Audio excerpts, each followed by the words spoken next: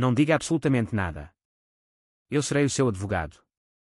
As palavras do pequeno Diogo, com apenas 7 anos, ressoaram pela vasta e solene sala do Tribunal de Comarca, uma ilha de silêncio opressivo. A sua voz, embora infantil, carregava uma firmeza tão inesperada e pura que fez com que até o venerável juiz Manuel, um homem habituado às mais elaboradas farsas e aos dramas mais pungentes, levantasse os seus olhos cansados dos papéis, com uma expressão de genuína surpresa. No banco dos réus, uma mulher de meia-idade, envergando um uniforme vermelho de trabalho e um avental branco imaculado, tremia de forma incontrolável. Era Carla, a governanta, e o seu corpo parecia traí-la, sacudido por soluços silenciosos de medo e desespero. O rapazinho, de pé ao seu lado, mantinha a sua pequena mão firmemente pousada sobre a boca dela, num gesto que era simultaneamente de proteção e de comando, como se quisesse resguardá-la não apenas das acusações, mas do seu próprio medo avassalador que a impelia a confessar um crime que não cometera. Atrás deles, na primeira fila reservada à família, o pai do menino, António Macedo, um milionário de renome, impecavelmente vestido num fato azul escuro que contrastava com a sua expressão de total confusão, observava a cena. Ao seu lado, a madrasta de Diogo, Mariana, uma mulher de uma beleza fria e elegante, demonstrava uma inquietação crescente, os seus dedos tamborilando nervosamente sobre a sua mala de designer. Carla, a empregada doméstica acusada de ter roubado a fortuna de 5 milhões de euros da Quinta dos Macedo no Alentejo, mal conseguia puxar o ar para os pulmões. Diogo, o filho do magnata, o herdeiro de tudo aquilo, fixava o juiz com uma coragem que desafiava a sua tenra idade. Ela não roubou nada, disse ele, a voz a tremer ligeiramente, mas a convicção a torná-la poderosa. Eu vi quem foi. A sala, até então suspensa no silêncio, explodiu num mar de murmúrios. Advogados, de toga e semblante sério, trocaram olhares de incredulidade e espanto. Mariana empalideceu de forma visível, a sua máscara de compostura a estilhaçar-se por um instante. Aquele era o momento crucial, o ponto de viragem em que a verdade, frágil mas persistente, começava a sua rebelião contra o castelo de aparências cuidadosamente construído. O tribunal, um palco tão acostumado a mentiras bem vestidas e a perjúrios polidos, calava-se agora, rendido perante a voz de uma criança. Carla quis falar, gritar a sua inocência, negar tudo, mas a pequena mão sobre a sua boca, um selo de confiança inabalável, impediu-a.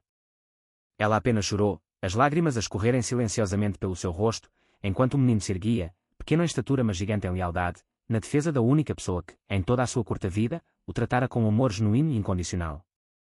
A história que culminou neste clímax dramático começara meses antes, numa época em que a imponente Quinta dos Macedo no Alentejo ainda era um refúgio de luxo, ordem, acima de tudo, confiança. Carla, a governanta, trabalhava naquela propriedade há 5 longos anos. Era a personificação da discrição e da eficiência, uma mulher pontual e meticulosa, conhecida por cuidar da vasta casa como se fosse o seu próprio lar.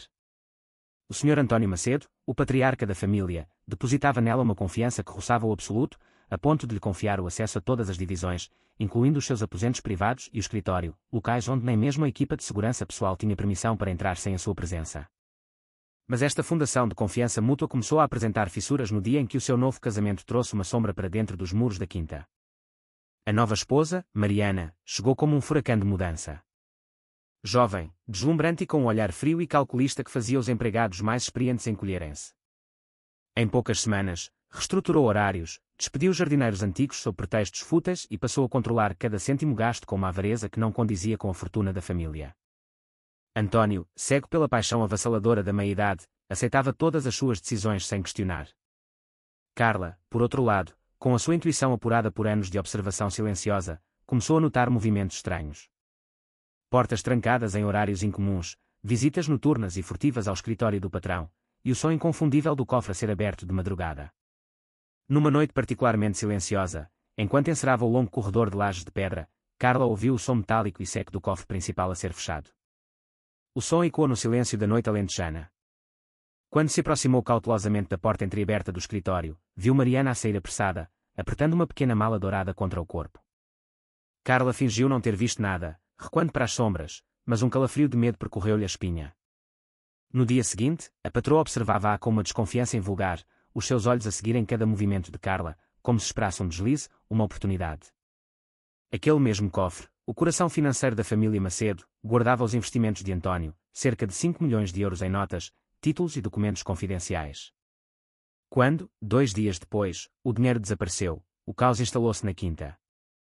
Os seguranças foram interrogados e revistados, o sistema de câmaras de vigilância foi minuciosamente analisado, e as suspeitas, habilmente desviadas, acabaram por recair sobre a pessoa mais improvável, a governanta de confiança.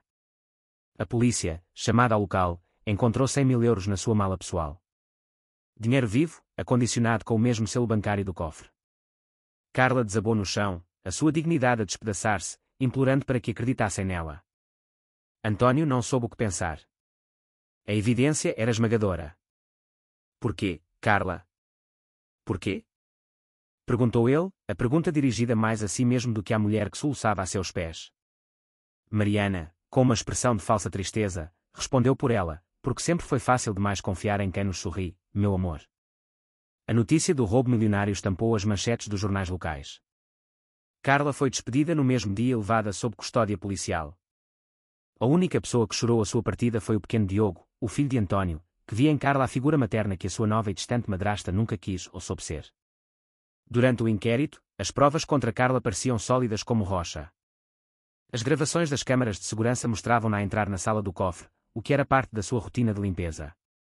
Mas um recorte específico do vídeo, editado com perícia, mostrava o instante em que ela segurava a sua mala perto do cofre.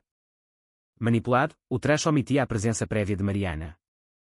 O advogado de defesa, nomeado pelo Estado e sobrecarregado de casos, pouco fez. Para ele, o caso era claro e simples, um clássico roubo de confiança.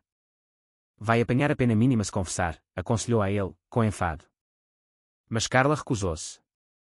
Repetia, com lágrimas nos olhos e a voz exausta de tanto chorar, eu não toquei a nada. Juro pela memória da minha mãe. Enquanto o mundo dos adultos se desmoronava à sua volta, o menino observava tudo em silêncio. Diogo começou a juntar as peças do puzzle na sua mente infantil. Lembrava-se vividamente de ter visto Mariana a mexer no cofre e, mais tarde, a esconder algo dentro da mala de Carla. Tentou contar ao pai, mas Mariana silenciou com uma mistura de promessas doces e ameaças subtis. Se repetires isso, o teu pai vai pensar que estás a inventar histórias. E sabes o que acontece a meninos mentirosos? Ninguém gosta deles. O menino guardou o segredo, mas a culpa corroía-o por dentro. A cada visita que fazia ao tribunal, via Carla mais abatida, mais magra, a luz nos seus olhos a desvanecer-se. Até ao dia em que a voz do juiz Manuel ecoou, acusada, tem algo a declarar em sua defesa. E quando Carla abriu a boca para se defender, ele não aguentou mais. Levantou-se, estendeu a sua pequena mão e disse o que o seu coração lhe ordenava: não diga absolutamente nada. Eu serei o seu advogado. Naquele instante, o julgamento deixou de ser apenas sobre dinheiro. Passou a ser sobre lealdade, sobre a inocência de uma mulher e sobre a força inabalável da verdade, mesmo quando dita por uma criança. Nos bastidores, enquanto o tribunal se preparava para a segunda audiência, António começou a desconfiar das coincidências. O seu filho evitava olhar para Mariana, e os empregados sussurravam entre si que o menino andava assustado. O milionário, com uma dúvida a crescer no peito, mandou a sua equipa de segurança pessoal rever as gravações novamente, desta vez por uma empresa especializada em recuperação de dados. Foi então que uma imagem borrada, de um ficheiro que se julgava corrompido, surgiu. Mostrava uma silhueta feminina, com um robe de seda idêntico ao de Mariana, a abrir o cofre minutos antes de Carla entrar para a limpeza. Mariana percebeu o risco e tentou agir rapidamente. Manipulou o menino com palavras doces e presentes, tentando convencê-lo a calar-se de vez. Contudo, Diogo já tinha tomado a sua decisão. Defenderia a única pessoa que jamais lhe mentira. E assim, diante de juízes, advogados e câmaras de televisão, começou um dos julgamentos mais comoventes da história daquela comarca. O tribunal estava lotado. Jornalistas, curiosos e equipas de televisão disputavam cada centímetro de espaço nas bancadas de madeira escura. O caso da governanta e dos 5 milhões de euros tornara-se o escândalo do ano. Carla, ainda com o seu uniforme de trabalho e um olhar exausto, sentava-se na frente, as mãos trêmulas pousadas sobre o colo. Ao seu lado, o pequeno Diogo permanecia hirto, com o queixo erguido e um olhar determinado. Ninguém compreendia por que razão o menino estava ali, naquela posição, até que o juiz Manuel, com uma mistura de surpresa e delicadeza paternal, perguntou: rapaz, por que queres testemunhar? Diogo olhou para o pai, que o observava com angústia, e depois para Carla, oferecendo-lhe um sorriso trêmulo. Porque ela não fez nada de errado. Fui eu quem viu o que aconteceu. O silêncio que se seguiu foi quase sagrado, denso e pesado. Mariana, a madrasta, que até então mantinha uma fachada de serenidade e preocupação, empalideceu de forma dramática. Cruzou as pernas com rigidez, tentando disfarçar o tremor que se apoderara dos seus dedos. O juiz ajeitou os óculos na ponta do nariz. Muito bem, rapaz. Mas compreende que isto é um assunto muito sério. Diz ao tribunal o que viste. O menino respirou fundo, enchendo os seus pequenos pulmões de coragem. Eu vi a senhora Mariana abrir o cofre à noite. Ela pegou num monte de dinheiro e colocou-o dentro de uma mala dourada. Depois, vi-a ir até ao quarto da Carla e colocar uma parte, os 100.000 euros, na mala dela. Eu estava escondido na escada. Um burburinho intenso tomou conta da sala. O advogado de acusação levantou-se de um salto. Protesto, meritíssimo. Isto é a palavra de uma criança imaginativa. O juiz Manuel bateu com o martelo, a sua voz a trovejar. Silêncio. Deixem o menino terminar. Diogo continuou, a sua voz ganhando força. Eu fiquei com medo de contar, porque ela disse que o meu pai nunca iria acreditar em mim. Mas eu não aguento mais ver a Carla triste. Ela é boa para mim. Ela cuida de mim quando eu tenho pesadelos. Carla chorava abertamente agora. As suas lágrimas, antes silenciosas, caíam em cascata. Mas cada uma delas parecia pesar como uma prova irrefutável da sua inocência. António, o pai, levou as mãos à cabeça, visivelmente atordoado. Mariana, o que é que ele está a dizer? Perguntou ele, quase num sussurro. A mulher tentou manter a compostura, mas o pânico nos seus olhos denunciava-a. Ele está confuso, António. Sabes como são as crianças. Misturam sonhos com a realidade. Mas o menino não parou. Não é um sonho. Eu vi-te a colocar o dinheiro na mala dela e vi-te a apagar uma parte das gravações das câmaras. Eu ouvi quando ligaste para o homem que te ajudou a fazer isso. As palavras eram simples, diretas, mas cada sílaba era uma flecha certeira. O juiz inclinou-se para a frente, o seu interesse agora no auge. Existem gravações dessas câmaras? O advogado de defesa de Carla, que até então parecia resignado com a derrota, levantou-se com um novo fôlego. Sim, meritíssimo. O pai da criança trouxe um disco rígido restaurado esta manhã. O vídeo começou a ser projetado num grande ecrã. A imagem era turva, mas clara o suficiente para se discernir o essencial. Uma mulher com o mesmo robe de seda dourado de Mariana abria o cofre e mexia nos maços de dinheiro. Em seguida, Carla aparecia, entrando com um pano de limpeza nas mãos, limpando uma prateleira. O vídeo parava abruptamente antes de ela sair. Era a prova que faltava, a peça que completava o testemunho de Diogo. O murmúrio na sala transformou-se num clamor. Os repórteres anotavam freneticamente. Mariana parecia ter perdido toda a cor. O juiz Manuel bateu com o martelo novamente, restaurando a ordem. Senhora Mariana Macedo, deseja explicar o conteúdo deste vídeo? Ela tentou responder, mas a voz não lhe saía. Apenas abanou a cabeça em negação e depois baixou-a, derrotada. O advogado de defesa aproximou-se de Carla e sussurrou-lhe ao ouvido, respire fundo. A verdade está a mostrar o seu rosto. Diogo olhou para o pai e, pela primeira vez na sua vida, viu lágrimas a escorrerem pelos olhos dele. António levantou-se lentamente e caminhou até à sua esposa. Tu destruíste uma mulher inocente. Fizeste o meu filho carregar este medo. Tudo por dinheiro. A mulher não respondeu. Quando os seguranças do tribunal se aproximaram, ela apenas sussurrou, numa voz quase inaudível, eu ia devolver. Eu só queria proteger-me. A confissão informal foi suficiente para o juiz Manuel interromper a sessão. Vamos suspender por 30 minutos. O público ergueu-se, a comentar animadamente o desfecho inesperado. Carla permaneceu sentada, imóvel, sem conseguir acreditar no que estava a acontecer. Diogo, com o coração finalmente leve, segurou a mão dela. Eu disse que seria o seu advogado. Durante o intervalo, António conversou longamente com o advogado de defesa de Carla. Pediu que tudo fosse feito para limpar o nome da sua antiga funcionária. Quero que todos saibam quem ela é de verdade. A mulher que cuidou do meu filho quando mais ninguém o fez.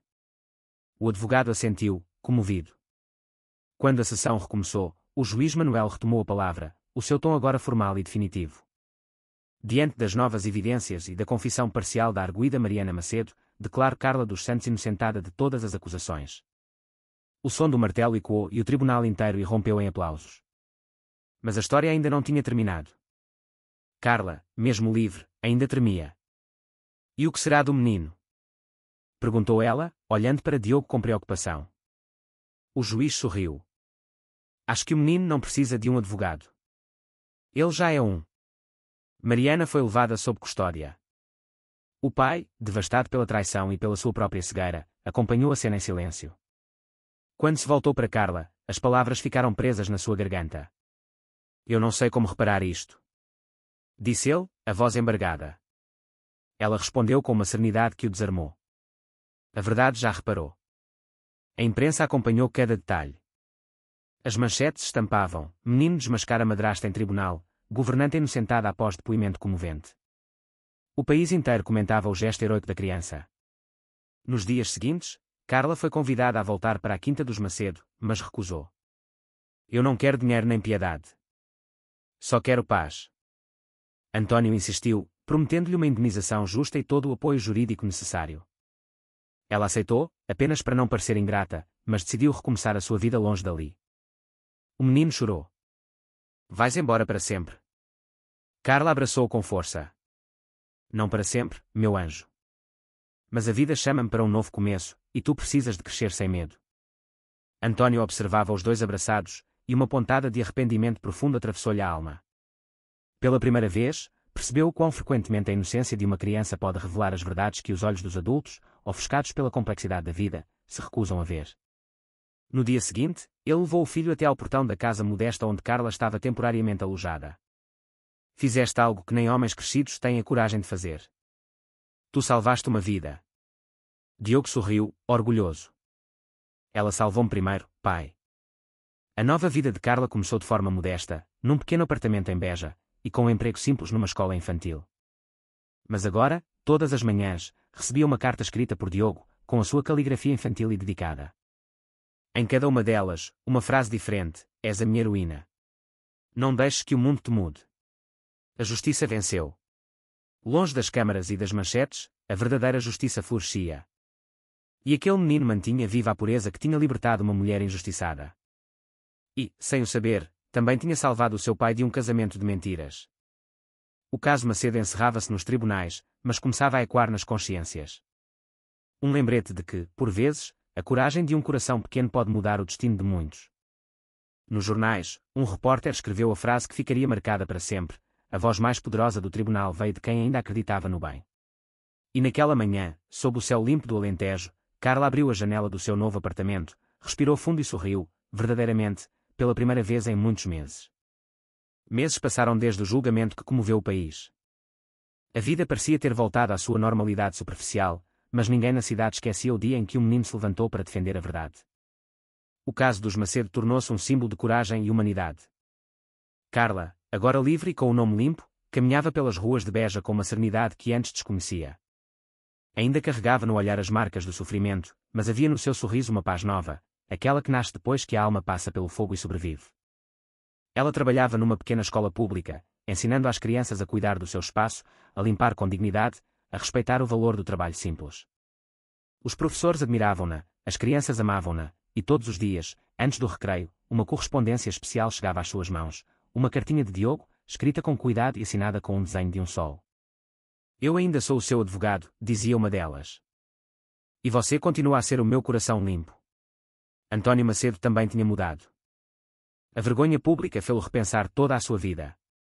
Vendeu parte das suas empresas, dedicou-se a projetos de solidariedade social e visitava abrigos onde mulheres injustamente presas aguardavam ajuda jurídica. Se eu errei com uma, não posso errar com tantas outras, dizia ele em raras entrevistas. Nenhuma palavra, porém, lhe devolvia a tranquilidade que perdeu ao duvidar de Carla. Certa manhã, ele apareceu na escola. Trazia um olhar cansado, mas sincero. Eu precisava de ver com os meus próprios olhos que você está bem. Carla recebeu-o com gentileza, sem ressentimento. Estou viva, Sr. António. Isso já é muito. Ele respirou fundo. Eu queria pedir-lhe perdão mais uma vez. E queria que aceitasse um presente. Entregou-lhe uma pasta com documentos. Era o registro de uma casa simples, mas confortável, em seu nome. Não é caridade. É justiça atrasada. Ela hesitou. O dinheiro não apaga o que eu vivi. Ele concordou. Mas talvez sirva para recomeçar sem medo. Carla aceitou, com lágrimas contidas. Naquele instante, percebeu que o arrependimento verdadeiro tem o poder de curar o que nem o tempo ousa tocar. Enquanto isso, Diogo crescia. Estava mais alto, estudava com afinco e dizia a todos que queria ser advogado, mas só de gente inocente. Mantinha o mesmo brilho nos olhos, a mesma pureza que o fizera desafiar adultos e juízes. O pai observava-o com um orgulho silencioso. Ele é o melhor de nós, dizia sempre. No aniversário de 1 ano da sentença, o tribunal realizou uma cerimónia simbólica em homenagem a Carla e ao menino. Câmaras e microfones cercavam o local, mas o clima era de emoção, não de espetáculo. Quando Diogo subiu ao púlpito, agora com 8 anos, o público levantou-se em aplausos. Naquele dia eu só fiz o que era certo, disse ele, com a sua voz ainda de criança. Aprendi que a justiça não mora nos cofres, nem nos tribunais. Ela mora dentro da gente, e se nos calarmos, ela morre. As suas palavras foram publicadas nos jornais, transformadas em lema de campanhas sociais. Carla chorou ao assistir pela televisão. Na escola, as crianças abraçaram-na. A senhora é famosa, diziam. Ela respondia, sorrindo. Famosa? Não, só livre. Num fim de tarde chuvoso, um carro parou em frente à escola. Eram António e Diogo. Viemos buscá-la para jantar conosco. Carla hesitou. Havia muito tempo que não entrava na Quinta dos Macedo. Ela é a sua casa também, disse António. Ela concordou. Quando chegou, o grande portão de ferro abriu-se como se o passado tivesse decidido perdoar. A casa estava diferente. O luxo ainda estava lá, mas havia algo novo, simplicidade. Na parede da sala principal, uma fotografia. Diogo, pequeno, abraçado a ela, tirada meses antes do julgamento. O jantar foi sereno. António falou pouco. Diogo, muito. O pai diz que a senhora me ensinou a não ter medo de dizer a verdade. Eu ensino isso aos meus amigos agora. Carla sorriu, emocionada. Então já és um advogado de verdade. Após o jantar, foram até ao jardim. O céu limpava-se da chuva e a lua refletia-se na fonte de mármore. A senhora acredita em destino? Perguntou Diogo. Acredito que Deus escreve certo por linhas tortas. Então, foi ele que me fez defender-te. Ela assentiu, segurando a mão dele. E que me fez encontrar-te para me lembrar que o bem vence sempre. Anos depois, o caso dos Macedo continuava a ser contado nas universidades de direito, nas igrejas, nas escolas. Tornou-se um exemplo de ética e fé. Carla nunca mais quis aparecer em público, mas o seu nome tornou-se um símbolo de dignidade. Diogo, já adulto, fundou uma ONG que oferecia apoio jurídico gratuito a mulheres presas injustamente. Na fachada da sede, uma placa dourada, Instituto Carla dos Santos, por uma justiça humana. No dia da inauguração, ela estava lá, de vestido simples e sorriso contido, a assistir àquele menino que um dia lhe calou a boca para lhe devolver a voz. Eu disse-te que seria teu advogado, repetiu ele, agora um homem feito. Ela respondeu, com lágrimas nos olhos. E eu disse-te que serias grande. O público aplaudiu de pé. Naquele instante, todos perceberam que a história não era sobre riqueza, nem sobre crime. Era sobre fé, lealdade e a coragem que nasce do amor. Quando a cerimónia terminou, Carla caminhou até à varanda da instituição e olhou o pôr do sol. O vento leve balançava os seus cabelos já grisalhos. Obrigada, meu Deus, sussurrou, por me teres deixado encontrar um anjo disfarçado de menino. Enquanto o sol desaparecia atrás dos prédios, o som distante das risadas das crianças ecoava, lembrando a todos que, um dia, a justiça nasceu da inocência e venceu o medo.